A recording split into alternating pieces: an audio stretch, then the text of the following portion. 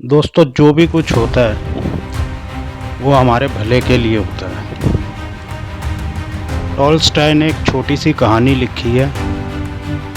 मृत्यु के देवता यानी यमराज ने अपने एक दूत को भेजा पृथ्वी पर। एक स्त्री मर गई थी, उसकी आत्मा को लाना था। तो देवदूत आया, लेकिन चिंता में पड़ गया क्योंकि 3 छोटी छोटी उसकी बेटियां जुड़वा एक अभी भी उस मृत स्त्री से लगी हैं। एक चीख रही है, पुकार रही है, एक रोते रोते सो गई है। उसके आंसू उसकी आंखों के पास सूख गए हैं।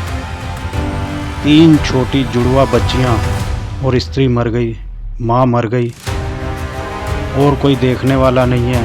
पति पहले मर चुका है, परिवार में और कोई है नहीं। इन 3 छोटी बच्चियों का क्या होगा? उस देवदूत को ये ख्याल आ गया तो खाली हाथ वापस लौट गया। उसने जाकर अपने यमराज को कहा कि मैं नहीं ला सका, मुझे माफ़ करें। लेकिन आपको स्थिति का पता ही है। 3 जुड़वा बच्चियां छोटी छोटी दूध पीती, एक अभी भी मृत माँ से लगी हुई है, एक रोते रोते सो गई है, दूसरी अभी चीख पुकार कर रही है। मेरा दिल नहीं माना।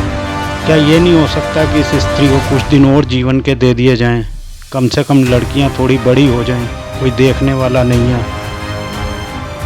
यमराज ने कहा तो फिर तू समझदार हो गया। उससे ज़्यादा जिसकी मर्जी से मौत होती है, जिसकी मर्जी से जीवन होता है, तो तूने पहला पाप कर दिया और इसकी तुझे सज़ा मिलेगी।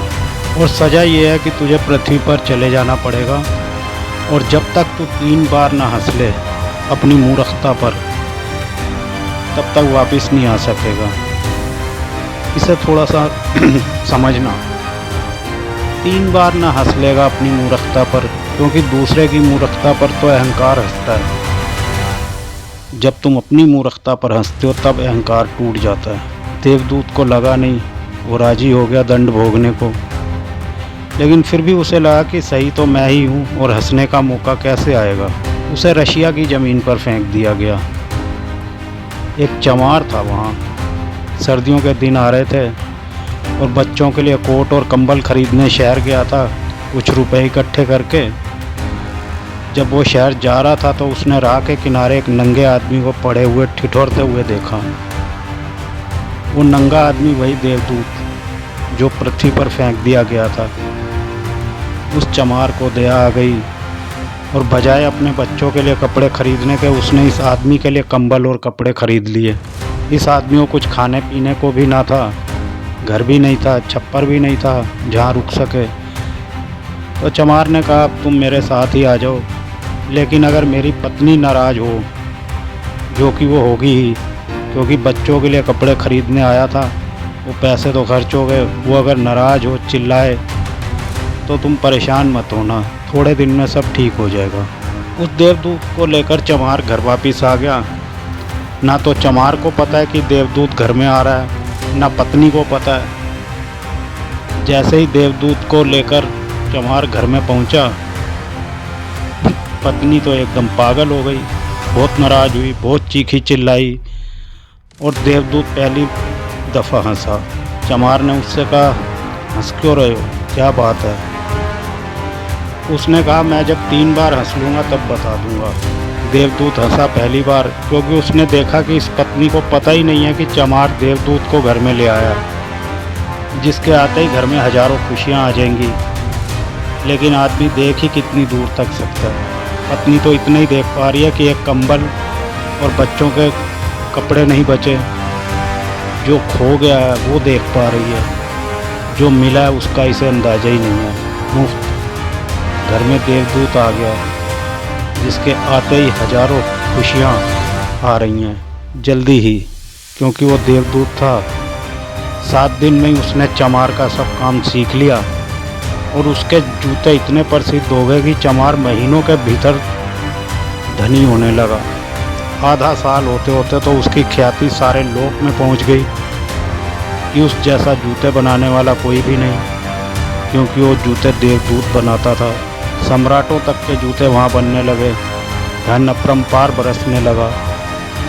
एक दिन सम्राट का आदमी आया और उसने कहा कि यह चमड़ा बहुत कीमती है, आसानी से मिलता नहीं, कोई भूल चूक मत करना, जूते ठीक इस तरह के बनने हैं और ध्यान रखना जूते बनाने हैं, चप्पल नहीं, क्योंकि रूस में जब कोई आदमी मर जाता है तब उसको चप्पल पहनाकर मरघट तक ले जाते हैं। चमार ने भी देवदूत को कहा कि चप्पल मत बना देना, जूते बनाने हैं, साफ आज्ञा है और चमड़ा इतना ही है, अगर गड़बड़ हो गई तो हम मुसीबत में फंस जाएंगे। लेकिन फिर भी देवदूत ने चप्पल ही बनाया। जब चमार ने देखे कि चप्पल बने हैं तो क्रोध से आग बबूला हो गया, लकड़ी उठाकर उसको मारने को तैयार हो गया कि तू हमारी फांसी लगवा के मानेगा, और तुझे बार बार कहा था कि चप्पल बनाने ही नहीं है, फिर चप्पल किस लिए। देवदूत फिर खिलखिलाकर हंसा।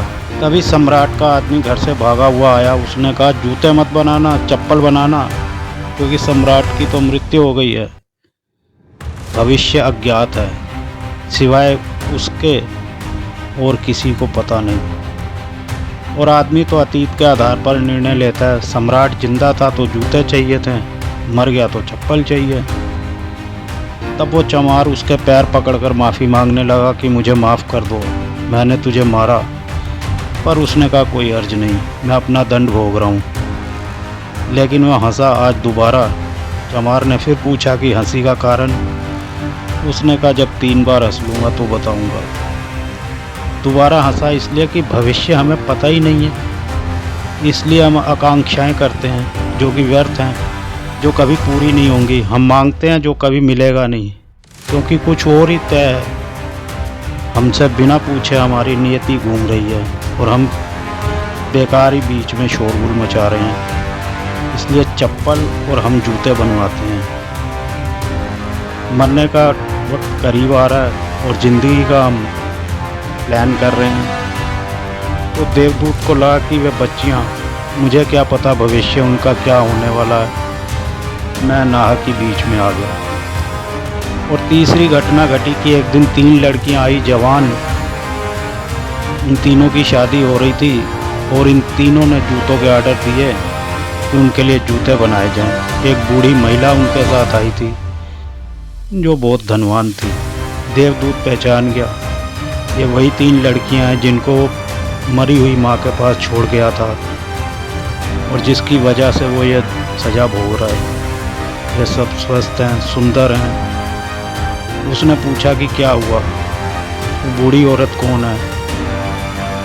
उस बूढ़ी औरत ने कहा कि ये मेरी पड़ोसिन की लड़कियां, गरीब औरत थी, उसके शरीर में दूध भी नहीं था, उसके पास पैसे भी नहीं थे और 3 बच्चे जुड़वा, वो इन्हीं को दूध पिलाते पिलाते मर गई।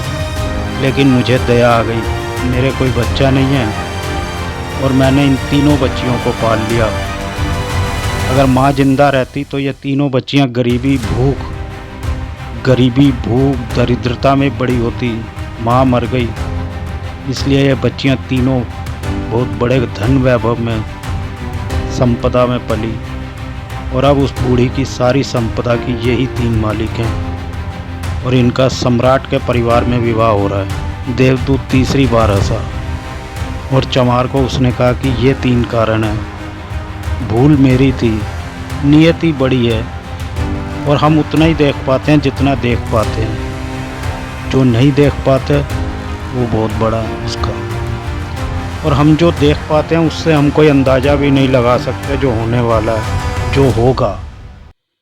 मैं अपनी मूर्खता पर 3 बार हंस लिया हूँ। अब मेरा दंड पूरा हो गया और अब मैं जाता हूँ। तुम अगर अपने को बीच में लाना बंद कर दो तो तुम्हें मार्गों का मार्ग मिल गया, फिर असंख्य मार्गों की चिंता न करनी पड़ेगी। छोड़ दो उस पर, वो जो करवा रहा है, जो उसने अब तक करवाया है उसके लिए धन्यवाद, जो अभी करवा रहा है उसके लिए धन्यवाद, जो वो कल करवाएगा उसके लिए धन्यवाद। तुम बिना लिखा चेक धन्यवाद का उसे दे दो। वो जो भी हो, तुम्हारे धन्यवाद में कोई फ़र्क नहीं पड़ना चाहिए। अच्छा लगे बुरा लगे, लोग भला कहें बुरा कहें, लोगों को दिखाई पड़े दुर्भाग्य या सौभाग्य, ये सब चिंता तुम मत करना। धन्यवाद वीडियो पूरा कर देखने के लिए। धन्यवाद वीडियो पूरा देखने के लिए। अगर अच्छा लगे तो चैनल को सब्सक्राइब, एक प्यारा सा कमेंट। मिलते हैं अगले वीडियो में।